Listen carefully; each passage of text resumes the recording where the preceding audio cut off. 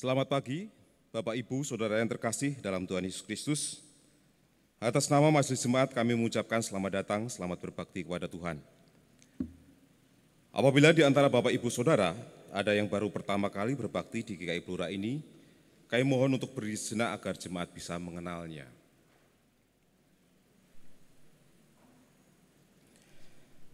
Berikut kami sampaikan beberapa pokok warta minggu ini. Yang pertama, pengkhotbah hari ini yang melayani firman Tuhan dalam kebaktian pada hari ini Minggu tanggal 1 Oktober 2023 di kebaktian umum 1 dan kebaktian umum 2 adalah Pendeta Fania Natasha. Dimohon jemaat mendukungnya di dalam doa. 2. Sakramen Perjamuan Kudus. Pada hari ini, Minggu tanggal 1 Oktober 2023, dalam kebaktian umum 1 dan kebaktian umum 2, di gedung GKI Blora akan dilaksanakan pelayanan sakramen perjamuan kudus sedunia. Demikian pokok warta minggu ini. Warta selengkapnya dapat dibaca dalam warta jemaat yang disediakan di pintu depan gedung gereja setelah kebaktian ini selesai. Selamat beribadah.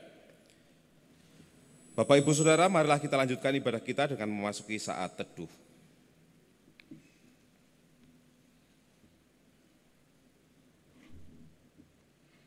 Amin. Shalom saudara-saudari yang dikasihi Tuhan Yesus. Mari kita mempersiapkan hati untuk datang pada Tuhan. Mari kita bersama-sama berdoa.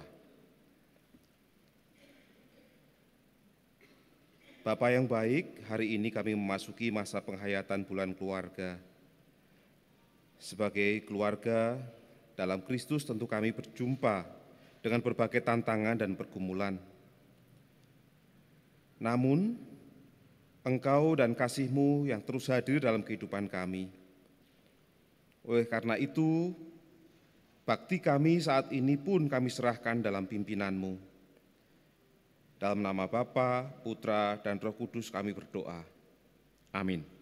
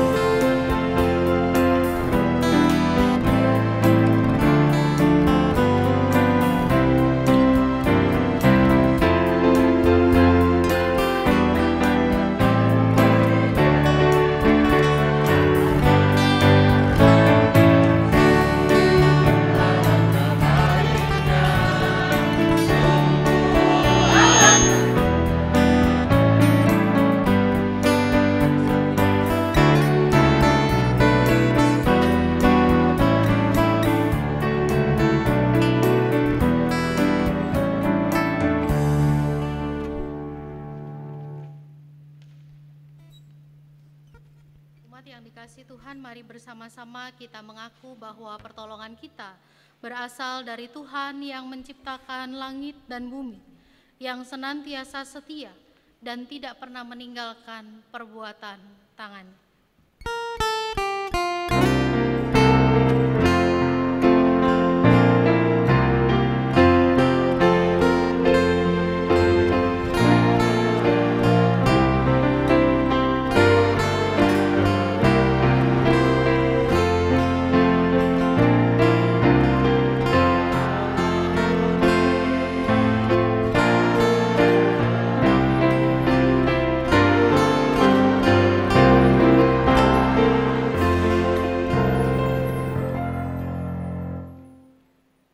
damai Kristus beserta kita.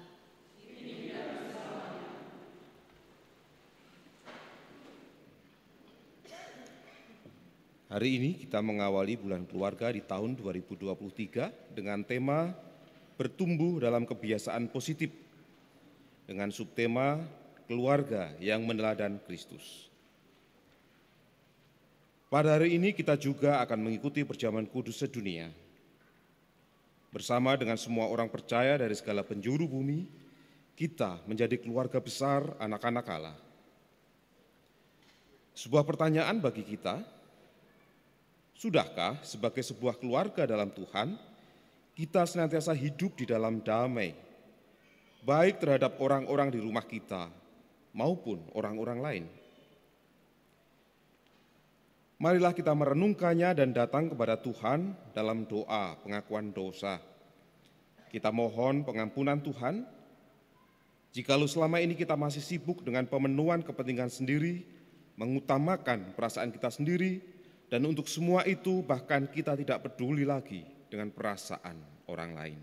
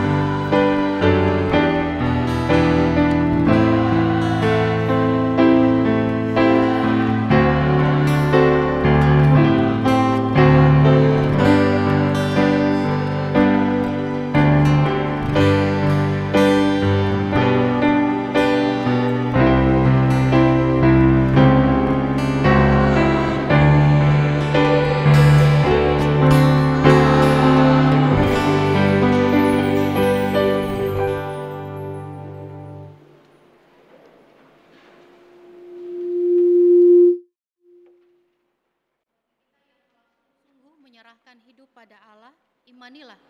1 Petrus 2 ayat 21. Sebab untuk itulah kamu dipanggil, karena Kristus pun telah menderita untuk kamu dan telah meninggalkan teladan bagimu, supaya kamu mengikuti jejaknya.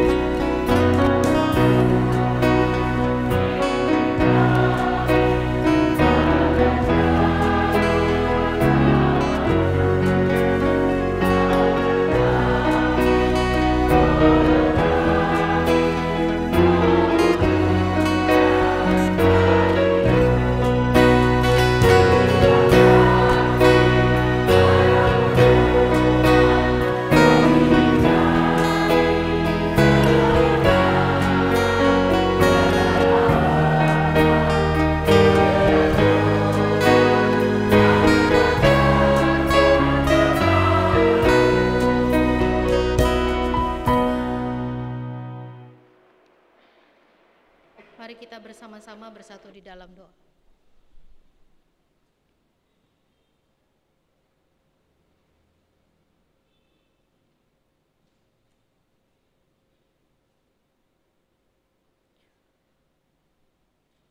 Bapa yang baik, hari ini telah menjadi kesempatan bagi kami untuk boleh mengalami kasih Tuhan dalam kehidupan kami.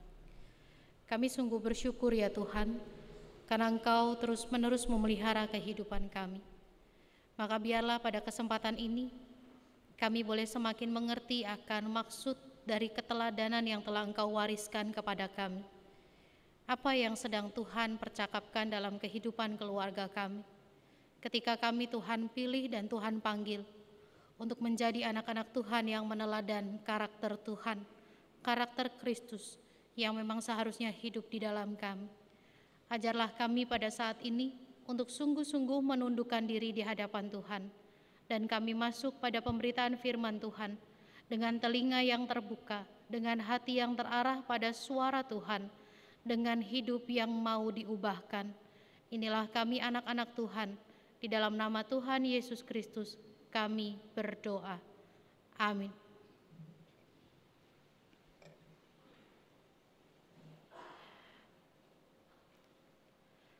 Pada hari ini kita akan bersama-sama membaca Filipi pasal 2 ayat 1 sampai dengan 8.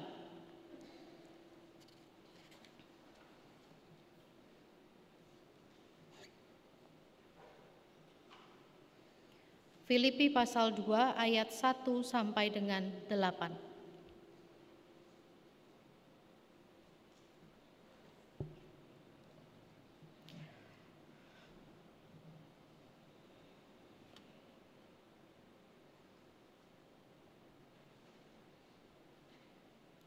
Saya membaca Alkitab Terjemahan Baru edisi kedua tahun 2023. Nasihat supaya bersatu dan merendahkan diri seperti Kristus. Jadi karena dalam Kristus ada nasihat, ada penghiburan kasih, ada persekutuan roh, ada kasih mesra dan belas kasihan. Sempurnakanlah sukacitaku dengan ini. Hendaklah kamu sehati sepikir dalam satu kasih, satu jiwa, satu tujuan, tanpa mencari kepentingan sendiri atau pujian yang sia-sia. Sebaliknya, hendaklah dengan rendah hati yang seorang menganggap yang lain lebih utama daripada dirinya sendiri. Janganlah tiap-tiap orang hanya memperhatikan kepentingannya sendiri, tetapi kepentingan orang lain juga. Hendaklah kamu dalam hidupmu bersama menaruh pikiran dan perasaan yang terdapat juga dalam Kristus Yesus, yang walaupun dalam rupa Allah, tidak menganggap kesetaraan dengan Allah itu sebagai milik yang harus dipertahankan, melainkan telah mengosongkan dirinya sendiri dan mengambil rupa seorang hamba dan menjadi sama dengan manusia.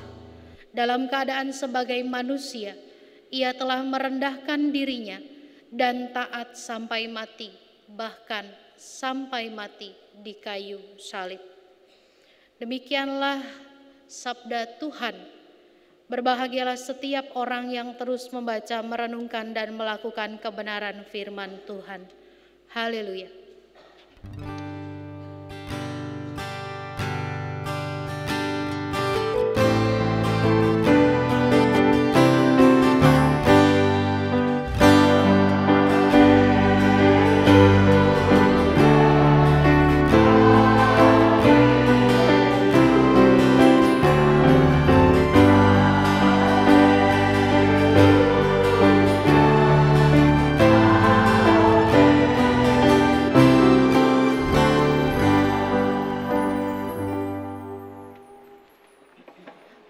Selamat pagi Bapak Ibu, saudara-saudari yang terkasih dalam Tuhan.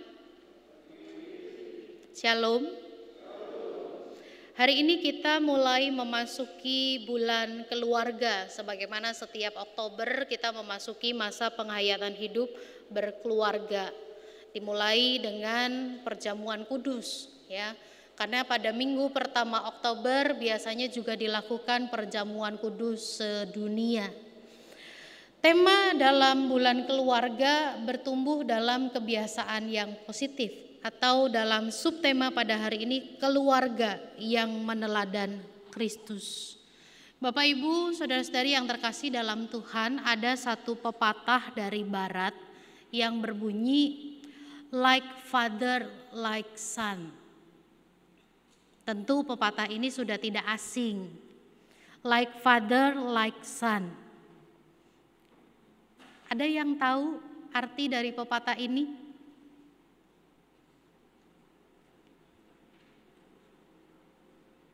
Apa?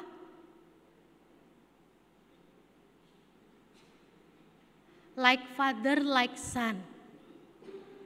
Kalau mau pakai bahasa sehari-hari, kurang lebih itu menjadi gimana bapaknya, begitu juga anaknya. Kurang lebih begitu, ya kan? Seperti apa bapaknya, seperti itu juga anaknya. Kalau itu tadi di barat gitu ya. Kalau di Indonesia, di bangsa kita sendiri, itu juga punya peribahasa yang mirip-mirip dengan like father, like son. Seperti apa bapaknya, kurang lebih begitu juga anaknya. Yaitu buah nggak jatuh jauh dari pohonnya. Kalau kita di situ nemu buah mangga, pasti nggak jauh dari situ ada pohon mangga. Nggak mungkin ada pohon belimbing gitu kan.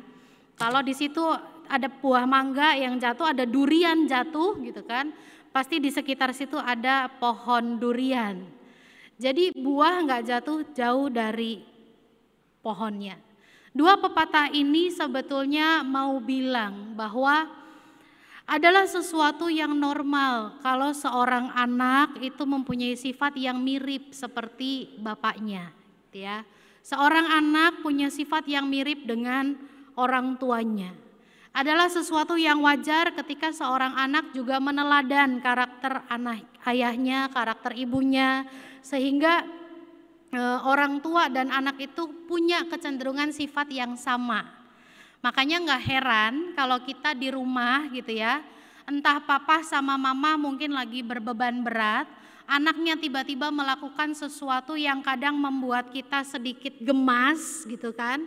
Biasanya orang tua saling menyalahkan, lah yo ngono iku tiru bapake gitu ya. Misalnya anaknya di rumah HP-an terus gitu kan. Lah yo ngono iku yo kaya bapake pulang kerja yo HP-an, ke toilet yo nggawa HP yo anake tiru. Ya, omelannya kurang lebih jadi begitu. Ya kadang kalau misalnya anaknya di rumah ngomong terus ya, tanya terus gitu kan. Lah yo ngene iki yo kaya mboke. Kayak ibunya cerewete rairam gitu ya. Cerewete pol ya turun sapa? Turun mamai gitu.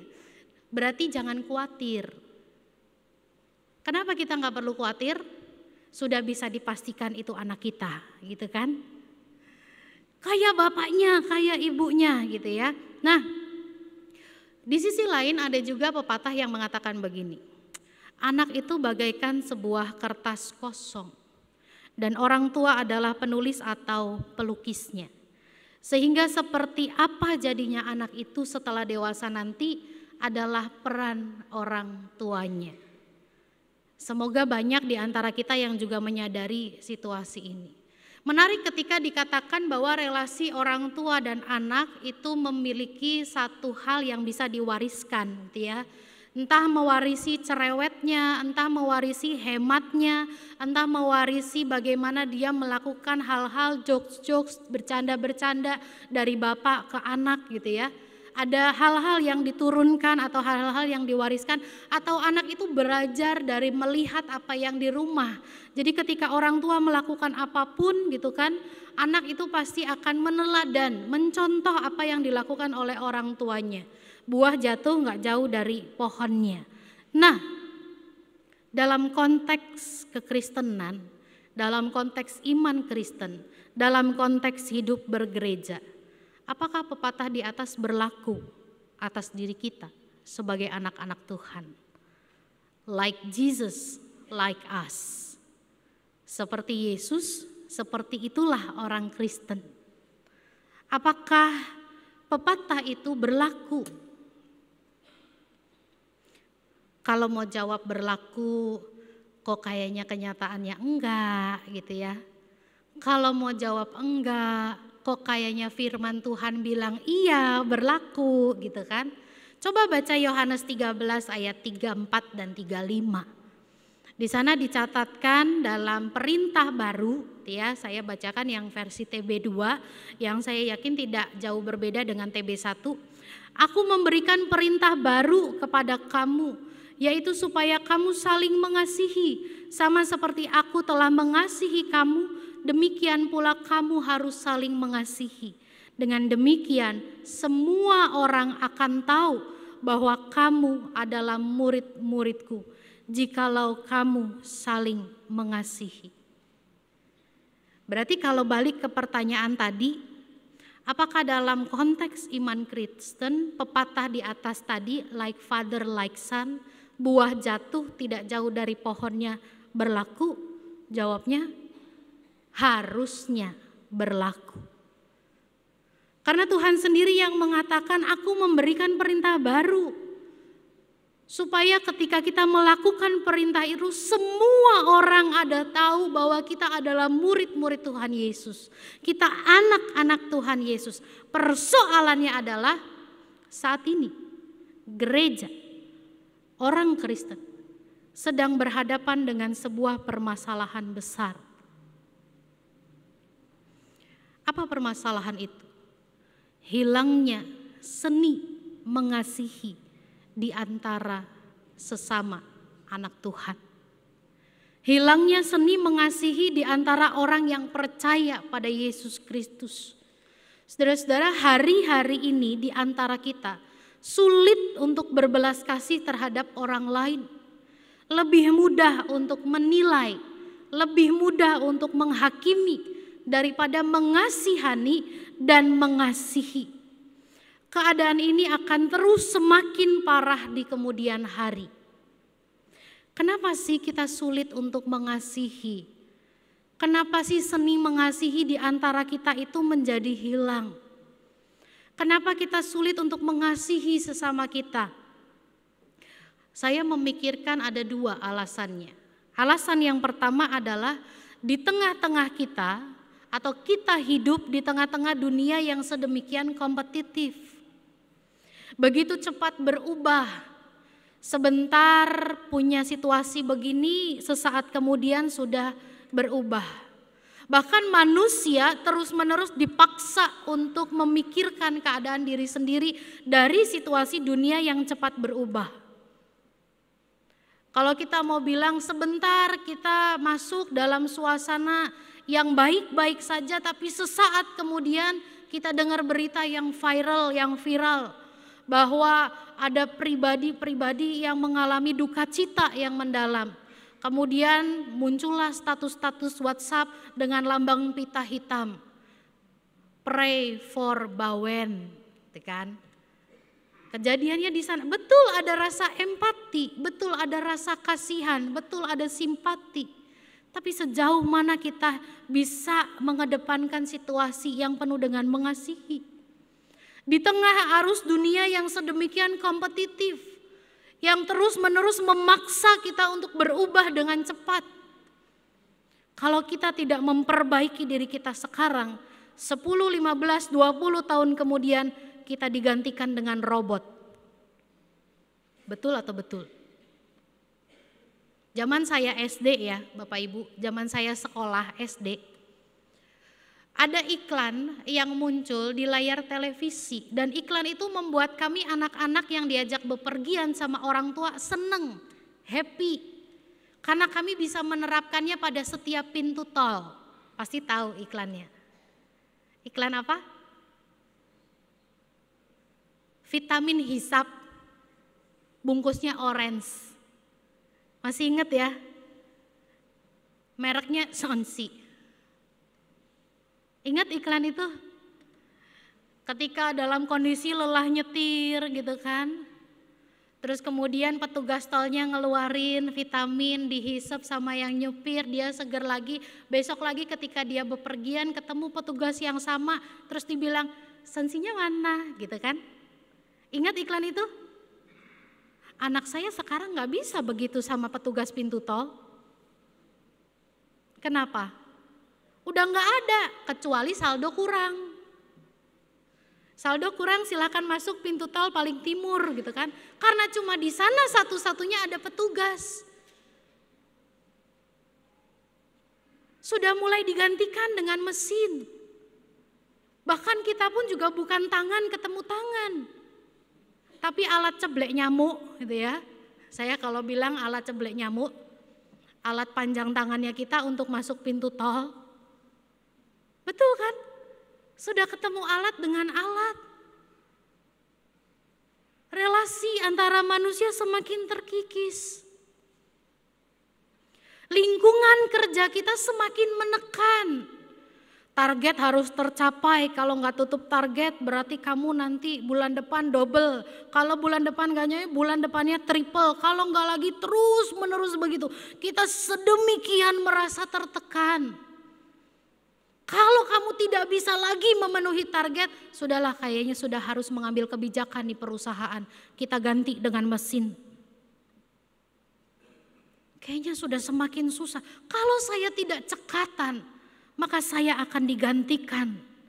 Lingkungan kerja yang semakin menekan, semakin menyita waktu dan pikiran. Sementara bukan cuman kita sebetulnya yang berada pada situasi yang stressing luar biasa. Anak-anak kita dalam lingkungan sekolah pun nyaris demikian. Sekolah menuntut siswa berkutat seharian penuh. Dari jam 7 di sini sampai jam 2 kurang lebih. Sepupu saya kelas 4 SD punya waktu jadwal di sekolah, masuk jam 7 pagi, perjalanan dari rumah ke sekolah kira-kira 1 jam, berarti dia harus mulai melek mata sekitar jam 5 untuk persiapan, sampai pulang sekolah setengah 3, itu baru pulang sekolah. Jam 3 sudah ada les, kadang sampai petang atau kadang sampai malam hari. Zaman saya SD, saya bilang zaman saya itu bukan kemudian saya orangnya yang berorientasi pada masa lalu, bukan. Tapi saya mau kasih gambaran bahwa dunia ini semakin berubah, tuntutannya semakin besar, semakin banyak. Kalau kita mengikuti terus-menerus, kadang kita keteteran. Tapi kalau diikutin terus-menerus, kadang kita juga nggak mampu. Zaman saya SD, seingat saya juara umum, anak itu mencapai rata-rata nilai 7,5 atau 8 udah bagus. Udah bisa juara umum di sekolah. Karena konon katanya nilai anak-anak maksimal 8. 9 buat gurunya, 10 untuk Tuhan. Katanya begitu. Jadi pokoknya paling bagus 8. Kalau anak sekarang, kalau dapat nilai rata-rata 8, betul dia 3 besar. 3 besar dari mana? 3 besar dari bawah. Realita. Coba amati. Beberapa tahun yang lalu, ini pengamatan saya ya, karena beberapa kali memimpin ibadah pengutusan Sion, SMP Sion. Dulu pernah dibacakan nilai-nilai yang menjadi juara umum, karena waktu itu masih ada ujian akhir nasional. Yang sekarang sudah tidak ada gitu ya. Merdeka, puji Tuhan, haleluya, kata anak-anak remaja. Tapi waktu itu ketika nilai dibacakan, nilai matematika 10 gitu ya. Nilai apalagi gitu dibacakan 9,75. Waduh. Zaman saya Eptanas dapat nilai 10, wah. Jangan-jangan ini ya, pakai cara cepat gitu ya. Dibakar terus diminum jadi kopi. Kan dulu muncul situasi begitu. 10, 9, mentok 7,5 zaman saya udah bagus, udah merasa wah Tuhan saya bisa mengerjakan. Sekarang 7,5 rasanya kayak gak ada apa-apa. Kemudian kita ada sebagian yang mulai memaksa, kamu harus. Dengan kondisi begitu, lingkungan kerja yang semakin menekan, yang menyita waktu, belum lagi anak-anak yang seharian berkutat dengan sekolah, dengan les, belum lagi ketika liburan. Kalau ditambah dengan pelayanan, kadang sempat liburan, kadang gak sempat liburan. Waktunya habis tersita untuk bersama-sama pelayanan. Belum lagi kalaupun bisa nggak ada tugas pelayanan, anak-anak punya kebersamaan dalam kerja kelompok. Waktu habis untuk melakukan dan mengejar berbagai macam situasi yang kita jumpai. Pertanyaannya, kapan ketemunya orang tua dengan anak? Kita sibuk dengan target, kita sibuk dengan cekatan kita supaya kita tidak disingkirkan dari dunia kerja kita. Anak sibuk dengan sekolahnya, dengan lesnya, belum lagi ketika kita terlibat dengan berbagai macam pelayanan. Kapan kita punya quality time dalam family kita, dalam keluarga kita? Pertemuan dengan orang tua dan anak hanya terjadi beberapa jam sehari.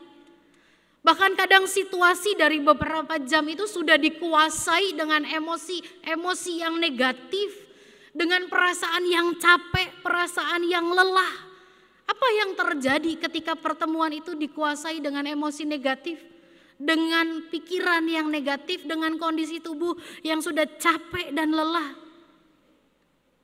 Sudah tidak ada lagi kondisi prima untuk mendengarkan. Sehingga tidak jarang daripada memunculkan keramahan di dalam rumah, kita justru menghadirkan kemarahan.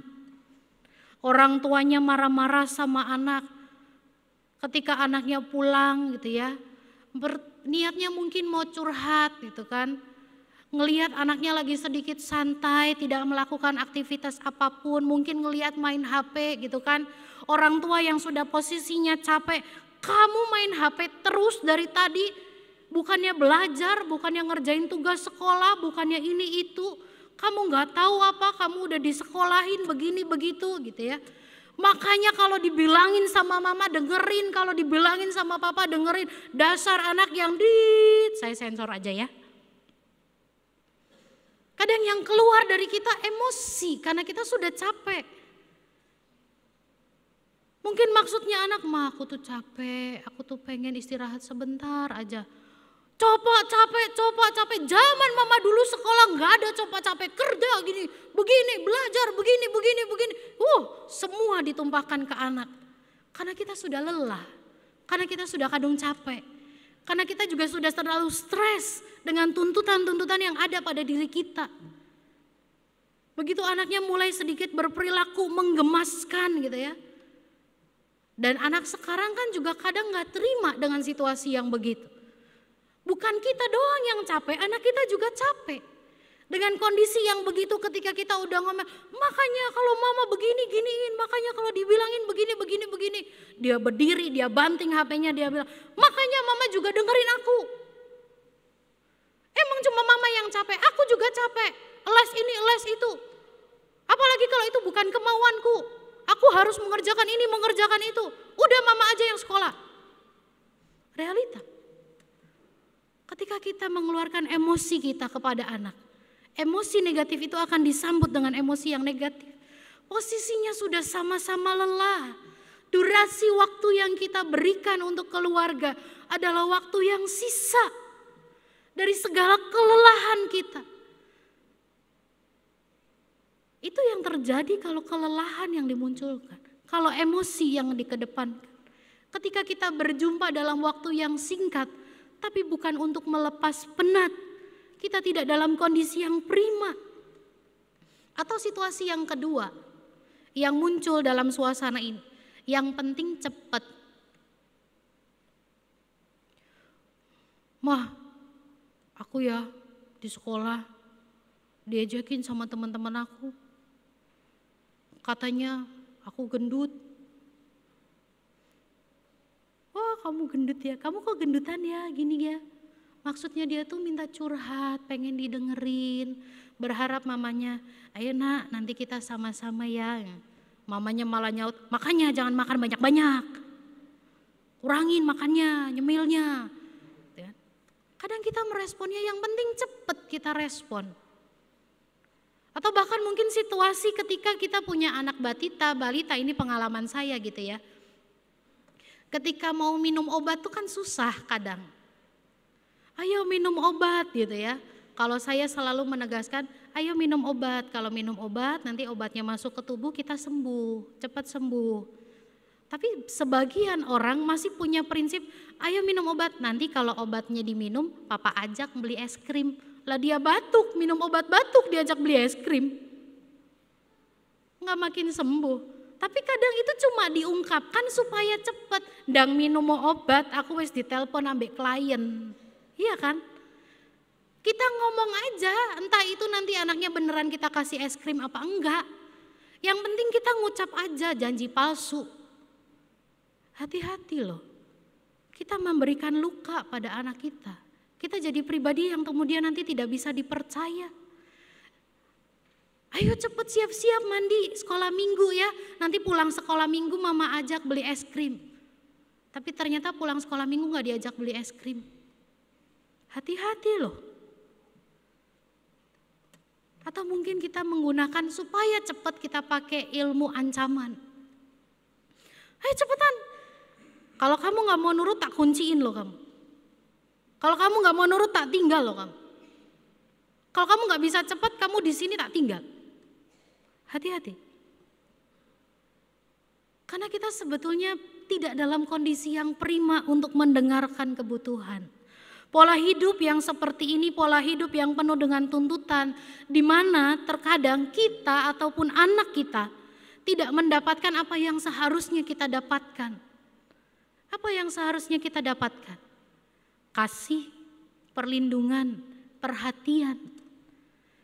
Kita malah justru memberikan hal-hal yang seharusnya tidak ditanggung oleh mereka. Tuntutan yang berlebih, reward yang berlebihan, ancaman-ancaman, luka dan kekecewaan. Mau tidak mau, kita membentuk suatu pribadi yang tidak lagi mengenal akan artinya kasih. Karena memang sudah tidak pernah lagi merasakan kasih. Bisa dibayangkan anak-anak yang kemudian tumbuh dewasa dengan luka yang menganga, dengan kecewa. Dia hanya akan berelasi dengan orang lain sejauh mana orang itu menguntungkan. Apa yang bisa saya dapat dari kamu? Apa yang kamu bisa berikan buat saya? Aku mau kok jadi teman kamu, tapi kamu antar jemput aku ya pulang sekolah. Aku mau kok jadi sahabat kamu, tapi nanti traktir aku loh ya. Kalau dia udah mulai gak antar jemput, kalau dia udah mulai gak ditraktir, dia gak mau lagi temenan. Saudara, tanda-tanda seperti ini sebetulnya sudah muncul dalam kehidupan kita. Ketika kita masih membiarkan luka dan kekecewaan. Ketika kita hanya punya orientasi saya memberi untuk mendapatkan. Maka kita sudah masuk pada kategori ini dalam kehidupan iman Kristen. Ketika orang datang ke gereja dengan satu tujuan. Apa yang bisa Tuhan berikan untuk saya? Aku beribadah, aku berdoa, aku pelayanan. Apa yang bisa Tuhan kasih buat aku? Aku nyanyi, memuji, memuliakan nama Tuhan. Aku terlibat dalam berbagai macam kegiatan. Apa yang bisa Tuhan kasih buat aku? Saudara, terkadang kita memahami bahwa Alkitab itu berisi janji-janji Tuhan. Firman Tuhan itu berisi akan janji-janji Tuhan. Iya dan amin. Tapi jangan kita courting isi Alkitab kita. Alkitab berisi janji Tuhan, iya. Tapi Alkitab, firman Tuhan juga berisi instruksi dan perintah dari Tuhan. Mari kita membacanya dengan sungguh-sungguh. Bukan hanya berisi tentang janji-janji kamu akan diberkati, kamu akan berkelimpahan. Tapi juga berisi akan panggilan. Juga berisi akan bagaimana kita diminta melakukan hidup yang seturut dengan kehendak Tuhan. Saya bukan pendeta yang anti akan berkat Tuhan. Yang terus menerus cuma ngingetin soal panggilan, enggak. Tapi itulah kenyataan yang ada. Firman Tuhan bukan cuma sekedar janji, tapi juga instruksi bagaimana kita hidup seturut dengan apa yang Tuhan mau. Sebagai seorang pribadi, sebagai sebuah keluarga dalam Tuhan. Kita dipanggil untuk menghidupi panggilan kita sebagaimana kita dipanggil untuk mengikuti teladan Kristus. Kita dipanggil untuk hidup benar, mengejar kekudusan, menyangkal diri, memikul salib. Sama seperti ketika kita, tahulah sekarang ya lagi ada gerakan makan sehat, 4 sehat, 5 sempurna. Anggaplah yang 5 sempurnanya itu berkatnya. Kan gak mungkin kita tiap hari cuma mau minum susu aja. Tapi kita gak makan karbohidratnya, kita gak makan proteinnya, kita gak makan seratnya. Saudara, dapatkah kita bertumbuh secara sehat sebagai keluarga? Ketika kita lupa bahwa ada bagian kita untuk juga menjadi pendengar bagi sesama di dalam keluarga. Bukan hanya mengedepankan panggilan kita.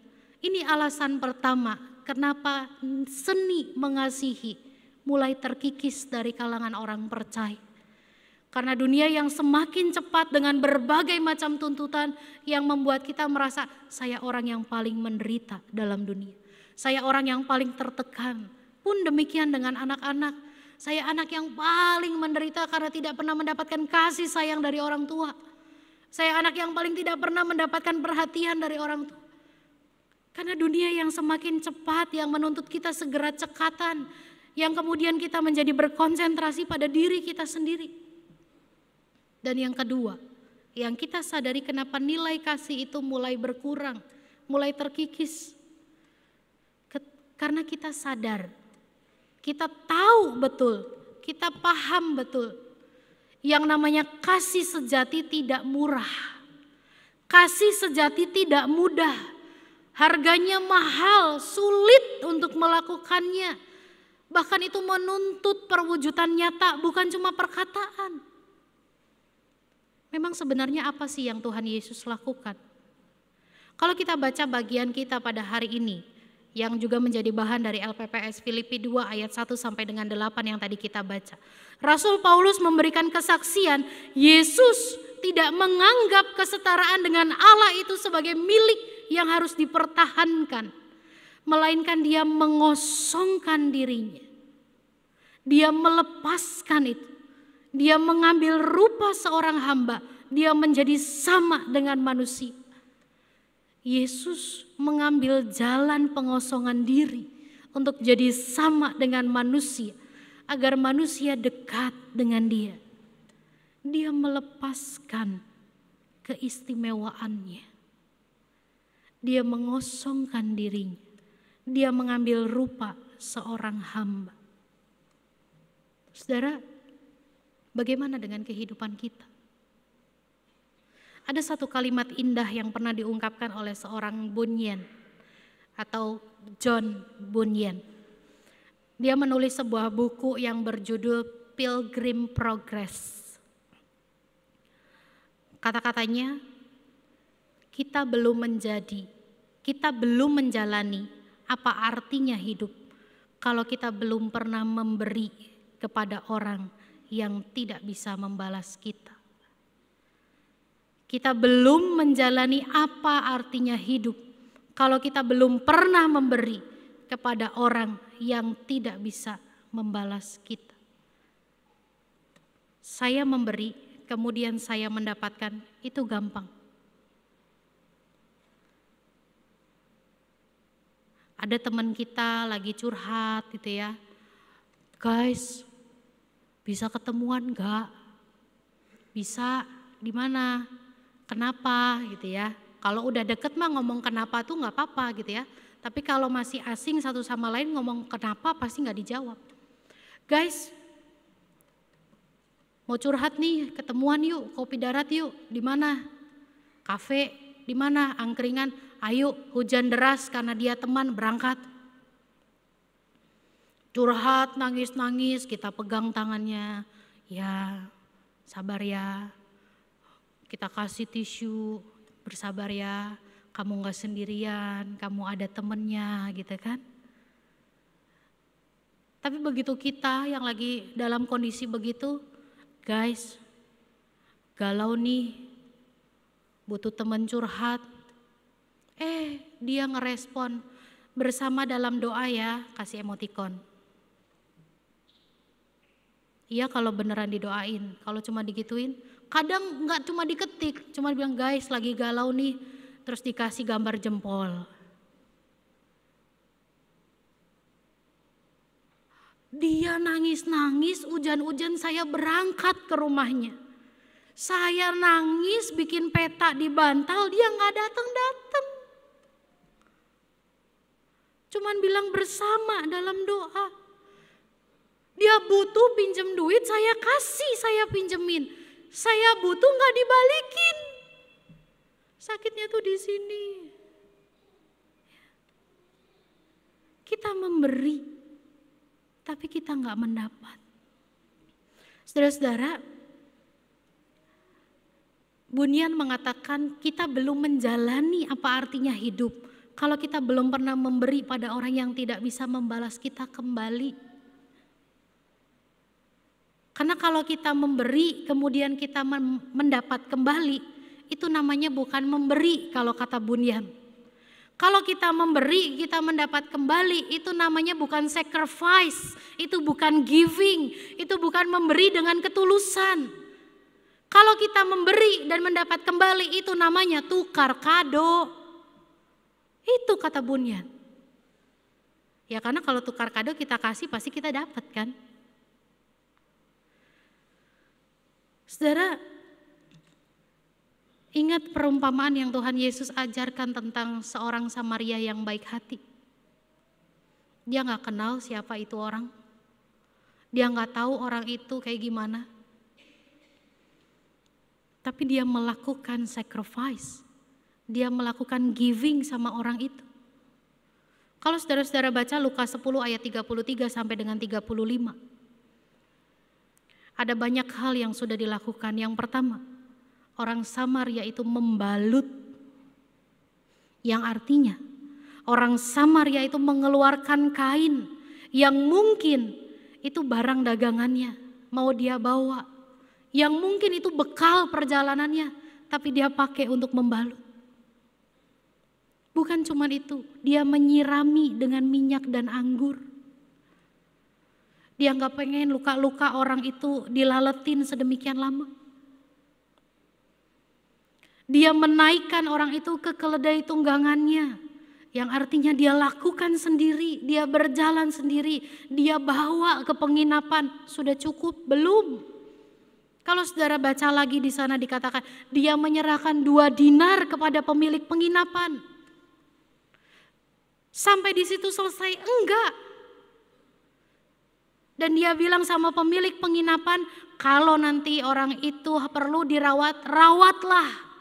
Dan kalau uang ini nanti kurang, aku pasti kembali untuk menambahkannya.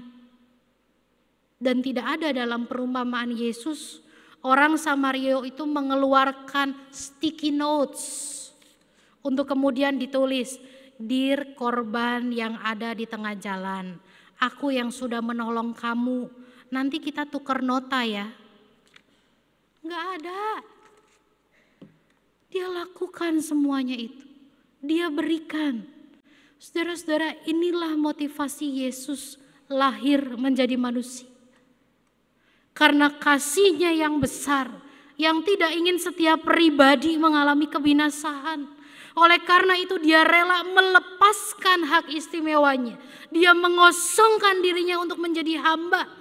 Dia mengosongkan untuk mengambil rupa yang hina, yaitu manusia. Bahkan dia mau berjalan memikul salib dan mati di kayu salib. Mari kita meneladan kasih Yesus yang demikian. Yang mau berkorban sekalipun mahal. Saudara, saya mau menutup renungan kita, refleksi kita dengan satu kisah dari seorang serdadu perang dunia kedua. Menjelang berakhirnya perang dunia kedua, Eropa sudah mulai bangkit gitu ya. Sebagian negara-negara di Inggris yang sudah diporak-porandakan oleh perang dalam keadaan hancur, puing-puing ada di sana dan di sini. Bahkan mungkin pemandangannya adalah pemandangan yang menyedihkan karena di mana-mana terdengar isak tangis anak-anak yang yatim piatu, anak-anak yang kehilangan orang tua, anak-anak yang kelaparan, yang berkeliaran di jalan-jalan di kota-kota yang hancur karena perang. Satu pagi yang dingin, seorang serdadu ini kemudian berjalan dari baraknya untuk menuju satu kota London di Inggris. Dia berjalan, dia mengendarai sebuah jeep, dia melihat-lihat pemandangan di sekitarnya dan dia terfokus pada seorang anak perempuan yang berdiri di sebuah toko roti. Dia menatap ke dalam anak perempuan itu. Anak perempuan itu sedang menempelkan hidungnya di kaca toko. Dia ngelihat ke dalam, dia amatin toko roti itu. Penasaran sebetulnya apa yang sedang diamati oleh anak perempuan ini. Dia turun dari jeepnya, dia berdiri di sebelah anak perempuan ini. Dia ikut melihat ke dalam. Di dalam orang yang baru saja memanggang roti, mengeluarkan roti yang luar biasa indah ya. Roti yang mengembang, hangat, panas, kemudian dia sajikan di etalase tokonya. Sesekali anak perempuan ini menengguk liurnya. Dia teguk lagi liurnya. Serdadu ini kemudian memanggilnya dengan halus, dengan lembut. Dia bilang, "Nak, kamu mau kue-kue itu?" Anak ini kaget karena ada seseorang yang di sebelahnya. Dengan malu dia seka liurnya dan dia jawab, iya mau, saya mau. Maka serdadu ini kemudian masuk ke dalam, dia beri selusin roti. Dia masukkan dalam sebuah kantong, dia kembali datang ke anak perempuan itu. Dia bilang, ini buat kamu, bagikan juga untuk teman-teman kamu. Seketika itu dia hendak menuju jeepnya. Baru dia mau melangkahkan satu kaki, anak ini menarik kain bajunya. Dan dia bilang, "Tuan, apakah engkau Tuhan?" Saudara, ketika kita memberikan sesuatu pada orang yang sulit untuk membalas pemberian kita, saat itulah kita paling mirip dengan Tuhan. Like Jesus, like us. Saat kita memberi tanpa mengharap kembali, saat itulah kita paling mirip dengan Tuhan. Ketika kita mengosongkan diri, ketika kita menyangkal diri, ketika kita memberikan diri kita kepada orang yang mungkin tidak layak menerimanya, kepada orang yang mungkin melukai kita, kepada orang yang mungkin membuat kita gemas, siapapun mereka, pasangan kita, anak-anak kita, ipar kita, mertua kita, orang-orang di gereja. Saat itulah kita menjadi pribadi yang paling mirip dengan Tuhan. Sebelum kita memasuki saat teduh, perkenankanlah saya menyampaikan beberapa pertanyaan. Adakah kasih Allah yang merelakan anaknya mati di kayu salib, menebus dosa saudara dan saya menyentuh hati saudara? Adakah orang yang mau menerima Yesus sebagai Tuhan dan Juru Selamat, yang tidak hanya berhenti pada kata, iya aku mau Tuhan, tapi sungguh-sungguh mengimani bahwa keselamatan itu mahal. Keselamatan itu tidak dapat dibeli dengan harta dunia, dengan perbuatan baik manusia. Keselamatan itu seharga dengan darah kudus Yesus Kristus yang dicurahkan di kayu salib. Dan oleh karena itu aku mau membagikannya kepada sesamaku. Adakah di antara kita yang berpikir, Tuhan Yesus, aku ini orang berdosa dan tidak layak. Ampuni semua dosaku. Jadilah juru selamatku. Dan pertanyaan terakhir, adakah orang yang saat ini sadar bahwa selama ini sudah hidup jauh dari Tuhan dan saat ini berketetapan untuk mau kembali ke jalan Tuhan, mau kembali mencoba menghadirkan kasih Tuhan dalam kehidupan keluarga kita. Mari kita menjawabnya dalam saat teduh pribadi kita.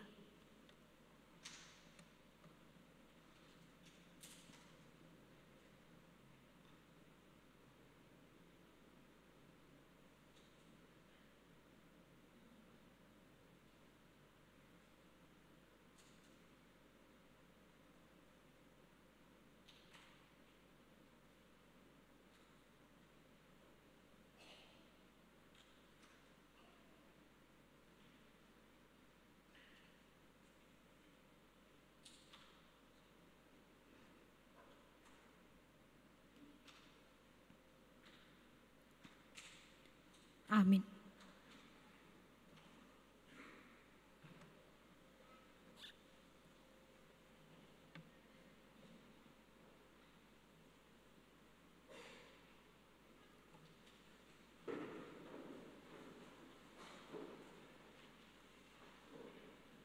Jemaat Tuhan, marilah kita menyatakan pengakuan iman kita sebagaimana pengakuan iman rasuli yang berbunyi demikian. Aku percaya kepada Allah, Bapa yang Maha Kuasa, Khalik langit dan bumi, dan pada Yesus Kristus, Anaknya yang tunggal Tuhan, dikandung dari Roh Kudus, lahir dari darah Maria, yang menderita sengsara di bawah pemerintahan Pontius Pilatus, disalibkan, mati dan dikuburkan, turun ke dalam kerajaan maut. Pada hari yang ketiga, bangkit pula dari antara orang mati, naik ke surga, duduk sebelah kanan Allah, Bapa yang Maha Kuasa. Dan dari sana ia akan datang untuk menghakimi orang yang hidup dan yang mati. Aku percaya kepada Roh Kudus, gereja yang kudus dan am, persekutuan orang kudus, pengampunan dosa, kebangkitan orang mati, dan hidup yang kekal. Amin.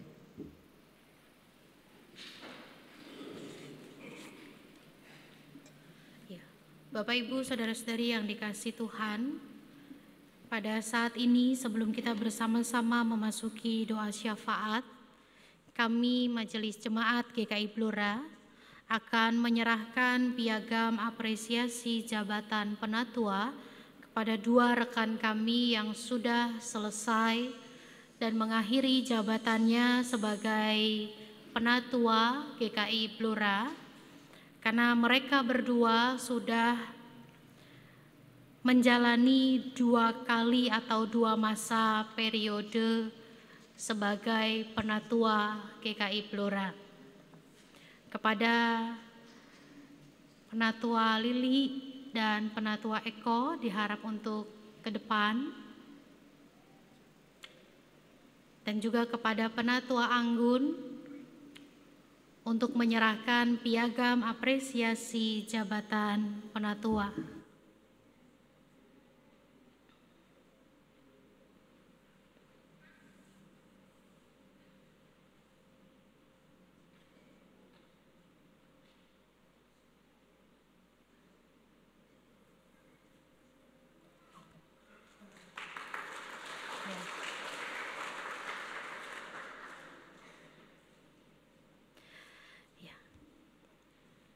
Majelis Jemaat mengucapkan terima kasih yang sebesar-besarnya kepada Pak Eko dan Pak Lili yang telah menyelesaikan masa jabatan gerejawinya selama 2 periode dalam Majelis Jemaat. Juga terima kasih kepada keluarga yang telah mengizinkan anggota keluarganya bersama-sama dalam lingkup Majelis Jemaat. Kiranya Tuhan terus memberkati Pak Lili dan Pak Eko dalam pelayanan-pelayanan ke depan dan terus melayani Tuhan, rohnya terus menyala-nyala untuk melayani Tuhan. Tuhan memberkati pelayanan kita bersama. Mari kita bersama di dalam doa.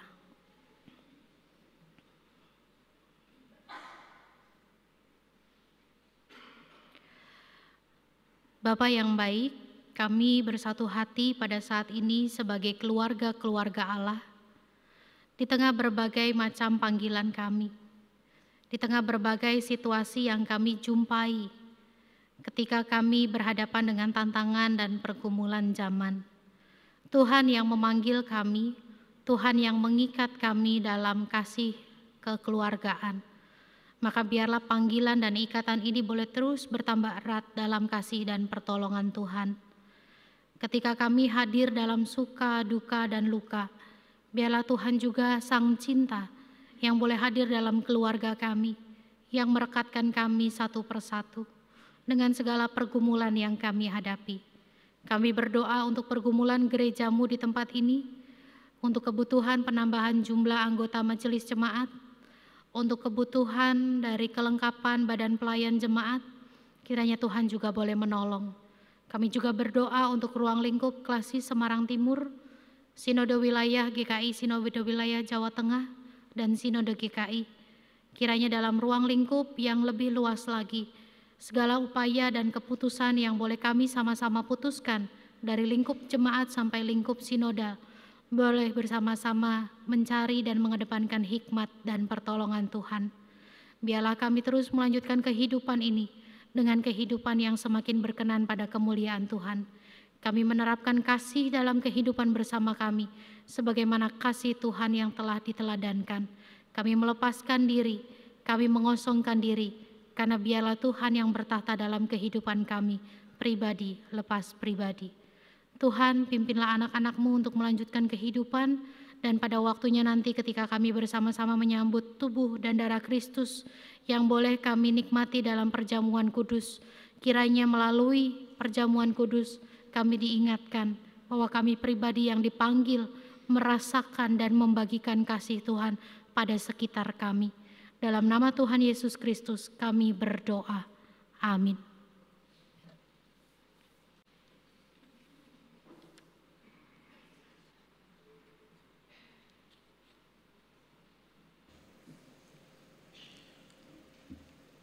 Marilah kita memberikan persembahan sebagai tanda syukur kita. Firman Tuhan bersabda yang mendasari persembahan diambil dari 1 Petrus 2 ayat 5.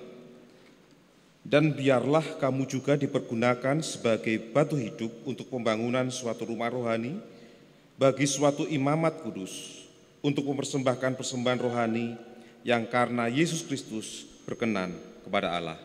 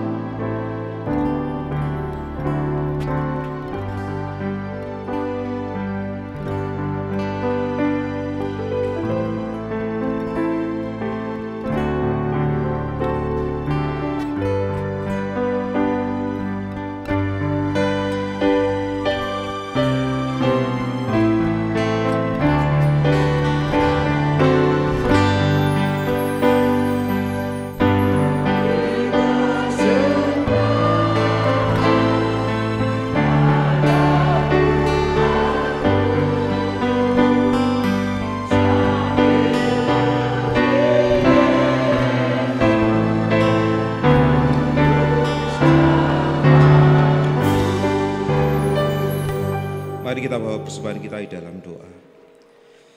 Kami memberi persembahan dengan memuji Yesus. Kami memberi persembahan dengan sukaria dan sukacita di dalam hati kami. Terimalah persembahan kami hanya untuk hormat dan kemuliaan nama Tuhan. Terima kasih Tuhan Yesus. Dalam nama Yesus kami berdoa. Amin. Dipersilakan duduk kembali.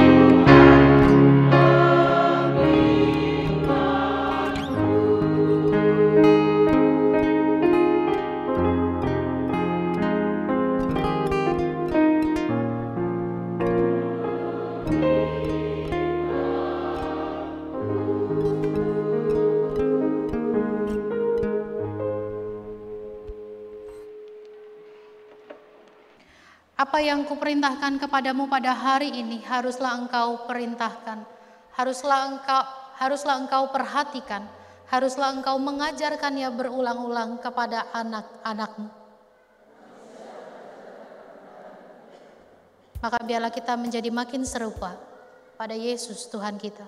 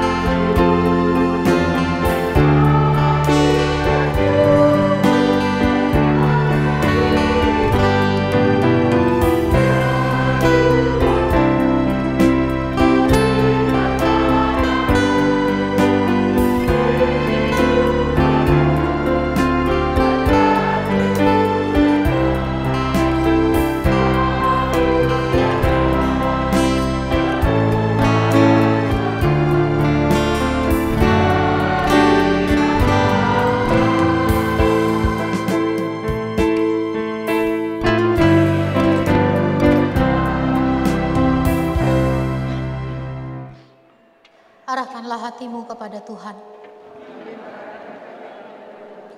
Pergilah dalam damai sambil mengingat pelukan cahaya dan kehangatan Allah bagi keluargamu. Pergilah dengan cinta agar semangat menularkan cinta terus membara di tengah keluargamu. Pergilah dalam keindahan agar sinar yang anggun terlihat di tengah dunia. Terimalah berkat Tuhan.